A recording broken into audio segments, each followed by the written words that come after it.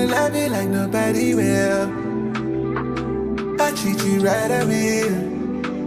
When I take my shot, I shoot to kill. I treat you right, I will. Hello guys, welcome to Boxing Blog Center, the home of Nigerian African boxing. And please, if you're new to this channel, make sure you click the like and of course the subscribe button right now. Deontay the Bronze Bomber Wilder, the former WBC heavyweight champion, is set to return, in April. Set to make a comeback on Black Prime pay-per-view. I've never heard of Black Prime yet, so I'm doing my research on.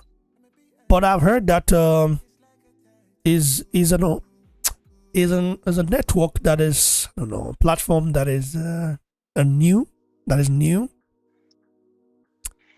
and yeah, I'll watch it. I'll buy to watch his fight. Water is always exciting, and we heard he is going to be possibly facing a guy named Stephan Shaw. You guys know Stephan Shaw. Very durable guy, very good. The headline says right here, Deontay Wilder will be fighting second tier heavyweight Stephan Shaw or Stephan Shaw in his comeback in April on BLK Prime pay-per-view in Atlanta, Georgia. Many fans have never heard of the 12-year professional Shaw, but he's known to the hardcore boxing public for his clash against Stephan Jaguar. Shaw will be a good barometer for gauging Deontay Wilder's career progress. Things have gotten pretty bad. 49-year-old Deontay Wilder, now reduced to fighting off the major networks against the non-contender Shaw. The Bronze Bomber should have gotten a clue and fired his trainer Malik Scott after his loss to Tyson Fury in their trilogy in 2021. The changes that Malik has tried to make with Deontay, attempting to turn him into a boxer, have failed. He is now stuck fighting a lower level fighter who might lose, and that would be it, career over. It's never a good idea to have a trainer that is your friend. Must win situation. Wilder 39 is a damn must win situation. Is in a damn must win situation with his career after losing his 2 fights and 4 out of his last 5. There are a lot of questions about whether the former WBC heavyweight champion Wilder for 3, 4, and 1 for 2 knockouts is washed. There's an excellent chance that Wilder will lose this fight if he continues to be fearful, throwing punches like we've seen in his 4 losses since 2020. Let me just leave it there for now. Adewale, I think I agree with this article right here. By Boxing News. I think this news outlet used to be they used to aid on Anthony Joshua and pro Wilder, so it's very sad to see that now they are kind of against Wilder. What do you think? I want to say they're against Wilder. They're just giving their opinion, and a lot of what they said makes some sense. Because me personally, I'm a Wilder fan, and I just believe that if you ask me personally, I think the guy should have retired. Okay. If I were Wilder after that fight against Zhang, I would absolutely retire. There is no point. What's the point?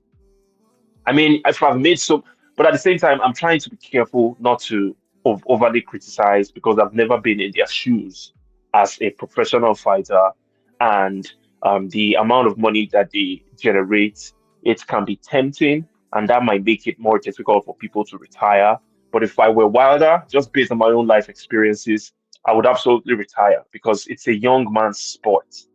This is not a game for a 39-year-old, a 40-year-old to still be pushing. What exactly are you trying to prove?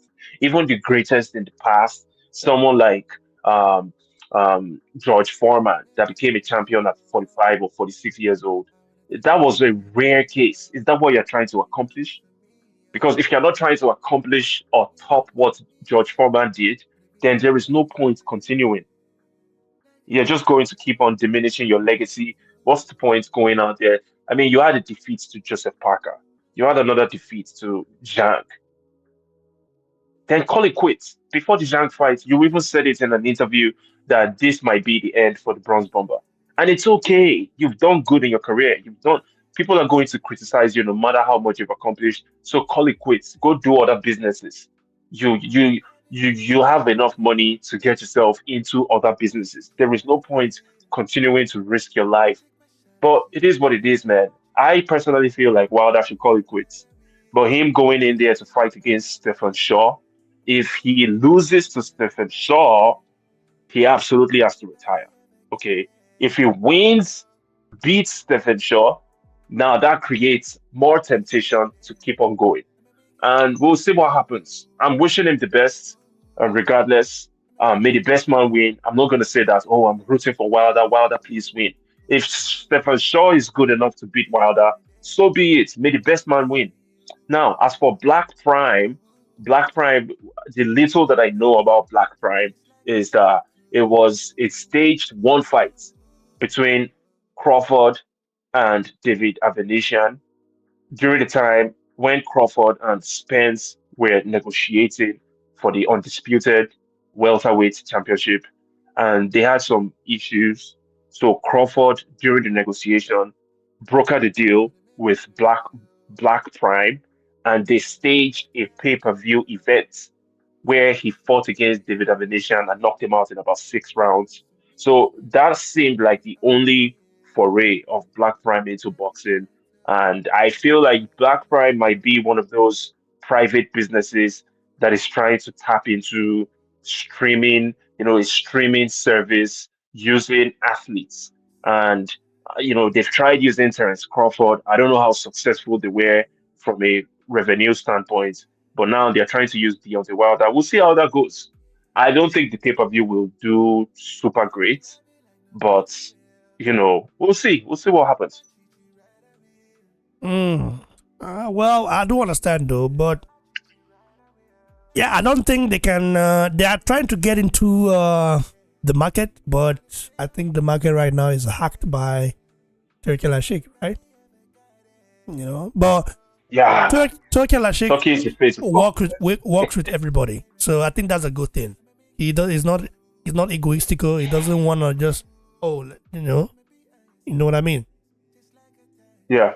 So I think that's the I mean, you see, one good thing that Deontay Wilder did for himself was going independent and having the ability to work for anybody.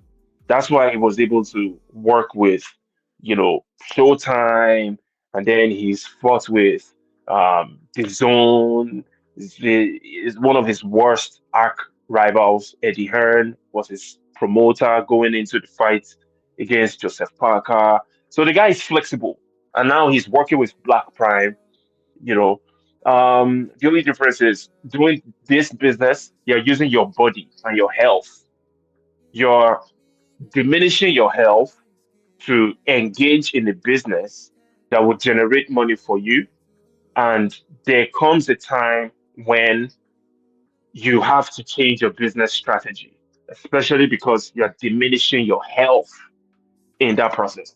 But we'll see what happens. happens. And guys, stay tuned for more Sweet Bangarayas, and God bless you all. And yeah, I've got more and more and more about. Cheers.